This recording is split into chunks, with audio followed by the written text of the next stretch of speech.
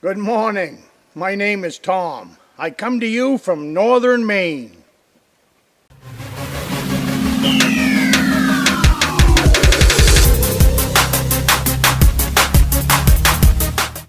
Oh, good evening. My name's Tom. I come to you from the great state of Maine. Welcome to the Rustic log cabin in Northern Maine. Day 5 of at least a 12 to 15 day trip up here to the cabin. We'll see, never have a cutoff date on the other end. So far I've been eating salmon. Tonight I'm having something different. I just put a rhubarb pie in the oven. Fresh rhubarb right here from the cabin. And I'm going to make not Grandma's meatloaf tonight. But like I said in the pie video that I just made just before this one, it's got a twist on it this time. I wanted something that had a little spice to it. So I bought some spicy hot sausage to put in. Put the hamburger in halfway, then put 2 or 3 links of that hot sausage in there. But I also picked up a packet of hot chili mix. So I'm going to mix that hot chili mix into my meatloaf, and I'm also going to throw in some jalapeno peppers and whatever else I've got on the kitchen counter.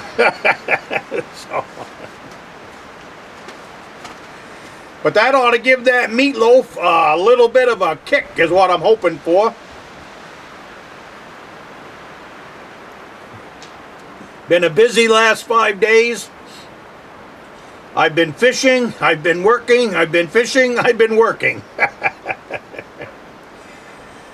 I had a bunch of firewood over here behind you that I needed to get cleaned up because we're getting ready to start the addition on the back of my daughter's little cabin. We're going to build an 8x10 bunkhouse for the boys. So I had to get this firewood out of the way. I've got 2 fish houses still to move.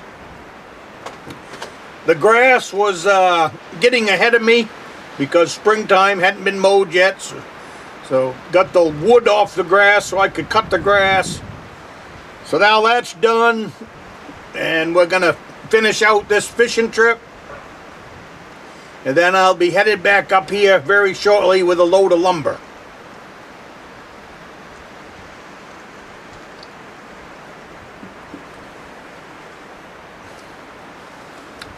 But tonight is going, well, when I make meatloaf, I make enough for about, I'll have enough for at least 4 days. Well, I got 2 big bread pans. I'll make 2 full bread pans of meatloaf. So that will be 4 nights right there. So that's pretty done. And then I still got salmon to eat.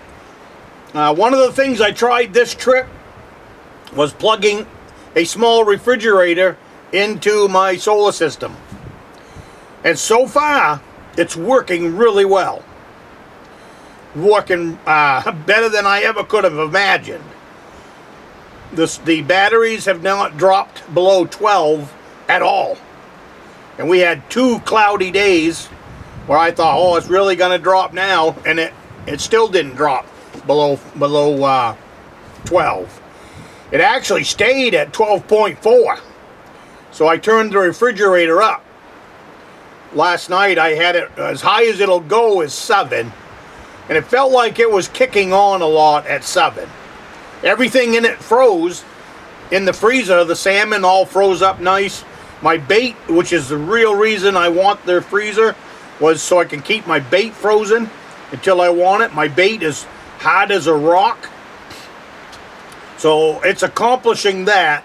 And even after turning it up, when I checked it this morning, the batteries were at 12%, which 12 is fully charged. 13 is very charged, but anything over 12 is great. So, I'll check them again tonight and see how we're doing, but anything over 12 is perfect. So, hey, have a sip of coffee with me. That's just some of what's going on this trip while I'm here. I fish, I hunt, I work. Well, I got the family coming up next week, so I want to make sure the lawn is taken care of for the boys. I want to make sure that wood pile's out of the way, so nothing for them to get hurt on. They were 40-foot trees between here and their cabin, so it'd be quite a haul for them little boys to get around. So I got that cleaned up, almost in the woodshed. Woodshed is 3/4 full, so when I get this stuff in there, I'm going to be looking pretty good. When the woodshed's full, that's enough for 2 winters. So that's really nice. I'm glad you guys could stop in for coffee. 2 days ago on Wednesday, I went down and I visited Ray. Ray is a subscriber to the channel. He's also a subscriber on the Patreon channel. And we figured out that his cabin and my cabin wasn't too far apart. No more than 25 minutes. So, and I knew exactly where his cabin was. He sent me a picture of it. And as soon as he sent it, I said, hey, I recognize that cabin. You know, you go for rides and certain cabins stick out. And I just thought that was a nice little cabin.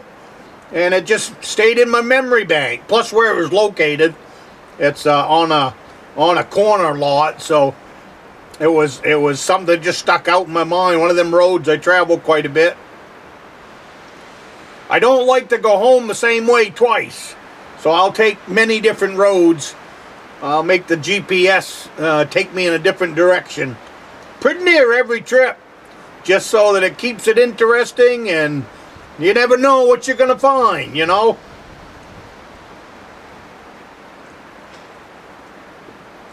So I got a rhubarb pie in the oven for about 50 minutes. And right after that, I will start mixing up that meatloaf and getting that in the oven.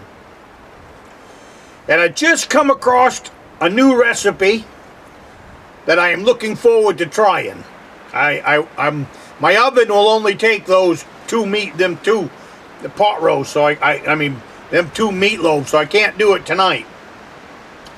But the next time I've got a campfire built, I can do it in a Dutch oven. That's for darn sure, so I'm looking forward to trying that. It's a recipe from the early 1800s. No, late 1800s is when it showed up in a cookbook.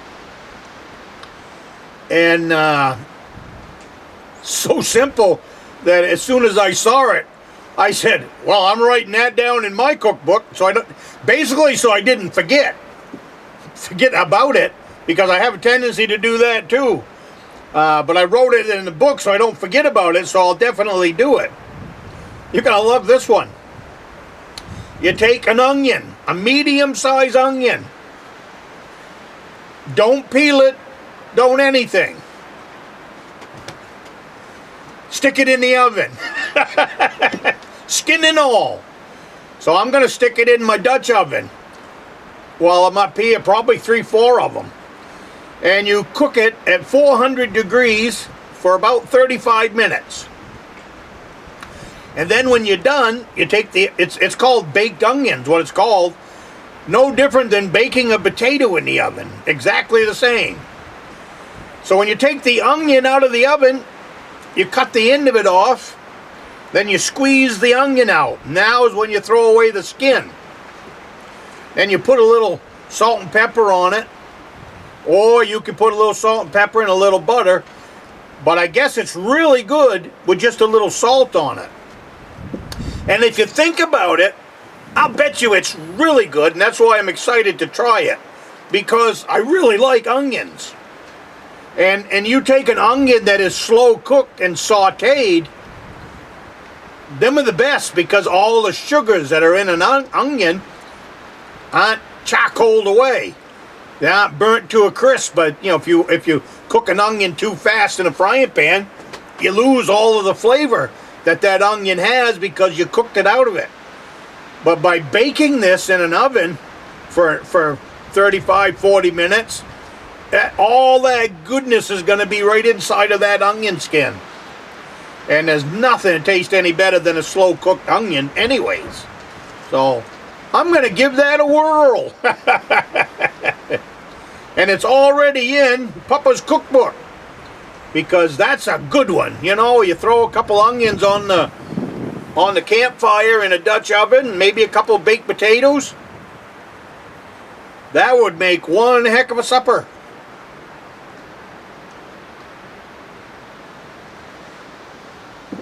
So one of these nights, when I won't have quite so much work here another day. I'm going to try to wrap this up this evening before dark. Put in the rest of the firewood that I've got cut up. Then I got a bunch of brush that came with it. I'll get that moved over by the fireplace so that when the kids are here, we've got some firewood to burn up.